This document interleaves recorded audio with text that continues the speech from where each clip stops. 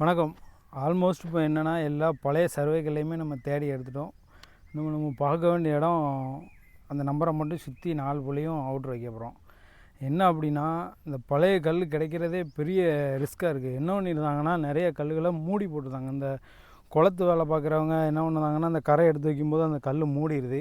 ஒரு சிலவங்க கல்லை பற்றி தெரிஞ்சவங்க கல்லை பாதுகாப்பு பண்ணி வச்சுருக்காங்க. ஒரு சிலவங்க பிடிங்கி போட்டுருந்தாங்க. இப்போ இந்த மாதிரி பாருங்கள், இந்த மாதிரிலாம் பழைய கல்லுகள்லாம் என்னென்னா இவ்வளோ உயரம் 2 அடிக்கு அதிகமாக கரெக்டாக இருக்கும். ஆனால் இந்த மாதிரி கல்லுகளை வந்து பிடுங்கி போடுறதுனால சர்வே கல்லோட மகிமை தெரிய மாட்டேங்குன்னு தான் சொல்லணும். அந்த சர்வேக்கல் இல்லை அப்படின்னா ஒரு நாளும் பொலியை ஃபிக்ஸ் பண்ணவே முடியாது. சும்மா அளந்து சண்டை தான் போட்டுட்ருக்கணும். ஆனால் மிஷினை வச்சு நம்ம இந்த கல் இல்லைனாலும் இன்னொரு கல்லை வச்சு ஒரிஜினல் கல்லை ஃபிக்ஸ் பண்ணிடலாம். அதுதான் இந்த நம்ம மிஷினோட இது.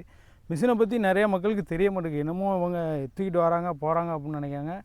ஆனால் கண்டிப்பாக பிரச்சனைக்குரிய இடமா ஆகிக்கிட்டே இருக்குது. பொலி பிரச்சனை கண்டிப்பாக வந்துக்கிட்டே இருக்குது. அதை சரி பண்ணவே முடியலன்னா கண்டிப்பாக மிஷின் வச்சு அலைங்க. ஏன்னா அப்படின்னா உங்கள் பக்கத்தில் இல்லைனாலும் ஒரு 500 மீட்டருக்கு அந்த பக்கம் இருந்தாலும் நம்ம முள்ளுக்குள்ளே கொலைக்குள்ளே டேப் பிடிக்க முடியாது. ஆனால் மிஷின் பாயிண்ட் டு பாயிண்ட் அடிச்சிடலாம். அதனால் மேக்ஸிமம் சர்வே பண்ணாலோ அண்ணன் தம்பி பாகப்பிரிவினை பெரிய லெவலில் பண்ணாலோ கண்டிப்பாக மிஷினை வச்சு சர்வே பண்ணுங்கள்.